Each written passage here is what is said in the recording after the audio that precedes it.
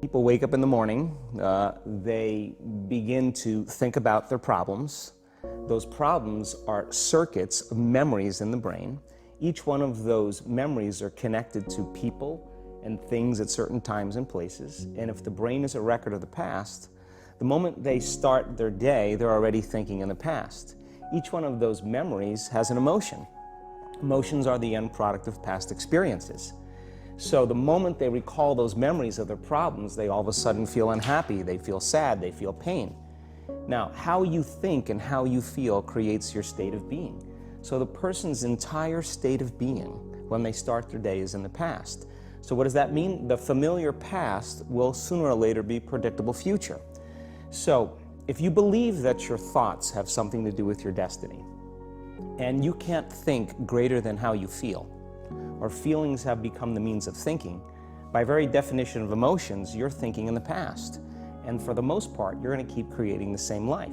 So then people grab their cell phone, they check their WhatsApp, they check their text, they check their emails, they check Facebook, they take a picture of their feet, they post it on Facebook, they tweet something, they do Instagram, they check the news, and now they feel really connected to everything that's known in their life. And then they go through a series of routine behaviors. They get out of bed on the same side, they go to the toilet, they get a cup of coffee, they take a shower, they get dressed, they drive to work the same way, they do the same things, they see the same people, they push the same emotional buttons, and that becomes the routine, and it becomes like a program. So now they've lost their free will to a program, and there's no unseen hand doing it to them. So when it comes time to change, the redundancy of that cycle becomes a subconscious program. So now 95% of who we are by the time we're 35 years old is a memorized set of behaviors, emotional reactions, unconscious habits, hardwired attitudes, beliefs, and perceptions that function like a computer program. So then a person can say with their 5% of their conscious mind, I want to be healthy, I want to be happy, I want to be free. But the body's on a whole different program. So then how do you begin to make those changes? Well, you have to get beyond the analytical mind, because what separates the conscious mind from the subconscious mind is the analytical mind.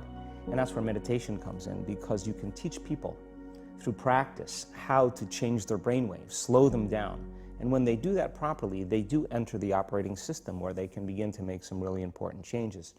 So most people then wait for crisis or trauma or disease or diagnosis. They wait for loss, some tragedy to make up their mind to change. And my message is, why wait? And you can learn and change in a state of pain and suffering, or you can learn and change in a state of joy and inspiration. And I think right now, the cool thing is that people are waking up. Most people spend 70% of their life living in survival and living in stress. So they're always anticipating the worst case scenario based on a past experience. And they're literally, out of the infinite potentials in the quantum field, they're selecting the worst possible outcome, and they're beginning to emotionally embrace it with fear. And they're conditioning their body into a state of fear. Do that enough times, body has a panic attack without you. You can't even predict it because it's programmed subconsciously. So people become addicted to the rush of those emotions, and they use the problems and conditions in their life to reaffirm their limitation, so at least they can feel something. So now when it comes time to change, you say to the person, why are you this way? Well, every time they recall the event, they're producing the same chemistry in their brain and body as if the event is occurring, firing and wiring the same circuits, and sending the same emotional signature to the body. Well, what's the relevance behind that? Well, your body is your unconscious mind. In a sense, if you're sitting down and you start thinking about some future worst case scenario that you're conjuring up in your mind, and you begin to feel the emotion of that event, your body doesn't know the difference between the event that's taking place in your world, outer world, and what you're creating by emotion or thought alone. So most people then, they're constantly reaffirming their emotional states.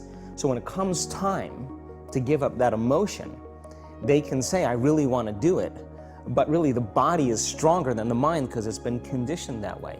So the servant now has become the master, and the person all of a sudden, once they step into that unknown, they'd rather feel guilt and suffering because at least they can predict it. Being in the unknown is a scary place for most people because the unknown is uncertain. You know, people say to me, well, I can't predict my future. I'm in the unknown, and I always say the best way to predict your future is to create it. Not from the known, but from the unknown. What thoughts do you want to fire and wire in your brain? What behaviors do you want to demonstrate in one day? The act of rehearsing them mentally, closing your eyes, and rehearsing the action. Rehearsing the reaction of what you want, or the action? The action of what you want. By closing your eyes and mentally rehearsing some action. If you're truly present, the brain does not know the difference between what you're imaging and what you're experiencing in 3D world. So then you begin to install the neurological hardware in your brain to look like the event has already occurred. Now, your brain is no longer a record of the past. Now it's a map to the future. And if you keep doing it, priming it that way, the hardware becomes a software program. And who knows, you just may start acting like a happy person. And then I think the hardest part is to teach our body emotionally what the future will feel like ahead of the actual experience. So what does that mean? You can't wait for your success to feel empowered. You can't wait for your wealth to feel abundant. You can't wait for your new relationship to feel love, or your healing to feel whole. I mean, that's the old model of reality, of cause and effect, you know, waiting for something outside of us to change how we feel inside of us. And when we feel better inside of us, we pay attention to whoever or whatever caused it. But what that means then is that from the Newtonian world is that most people spend their whole life living in lack, waiting for something to change out there. What do you mean the Newtonian world? The Newtonian world is all about the predictable. It's all about predicting the future. But the quantum model of reality is about causing an effect. The moment you start feeling abundant and worthy, you are generating wealth. The moment you're empowered and feel it, you're beginning to step towards your success. The moment you start feeling whole, your healing begins. And when you love yourself and you love all of life, you'll create an equal. And now you're causing an effect. And I think that's the difference between living as a victim in your world, saying, I am this way because of this person or that thing or this experience. They made me think and feel this way. When you switch that around, you become a creator of your world, and you start saying, my thinking and my feeling is changing an outcome in my life. And now that's a whole different game, and we start believing more that we're creators of reality. And most people, when they have a thought, they just think that that's the truth. And I think one of my greatest realizations in my own journey was, just because you have a thought doesn't necessarily mean it's true. So if you think 60 to 70,000 thoughts in one day, and we do, and 90% of those thoughts are the same thoughts as the day before, and you believe that your thoughts have something to do with your destiny, your life's not going to change very much, because the same thought leads to the same choice leads to the same behavior creates the same experience, and the same experience produces the same emotion. And so then the act of becoming conscious of this process to begin to become more aware of how you think, how you act, and how you feel. It's called metacognition. And so then, why is that important? Because the more conscious you become of those unconscious states of mind and body, the less likely you're going to go unconscious during the day. And that thought is not going to slip by your awareness unchecked, because it means to know thyself. The word meditation means to become familiar with. So as you become familiar with the thoughts, the behaviors, and the emotions of the old self, you're retiring that old self. As you fire and wire new thoughts and condition the body into a new emotional state, if you do that enough times, it'll begin to become familiar to you. So it's so important, just like a garden. If you're planting a garden, you got to get rid of the weeds. You got to take the plants from the past year and you got to pull them out.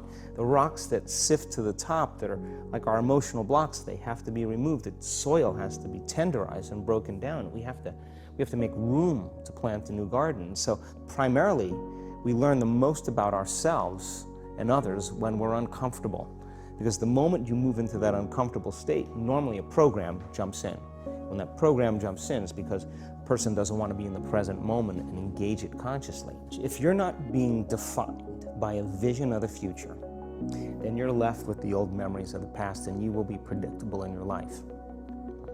And if you wake up in the morning and you're not being defined by a vision in the future, as you see the same people and you go to the same places and you do the exact same thing at the exact same time, it's no longer that your personality is creating your personal reality. Now your personal reality is affecting or creating your personality.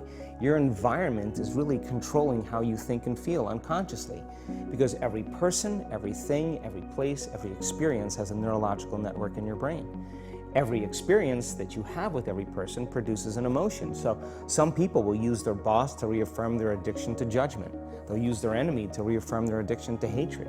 They'll use their friends to reaffirm their addiction to suffering. So now they need the outer world to feel something.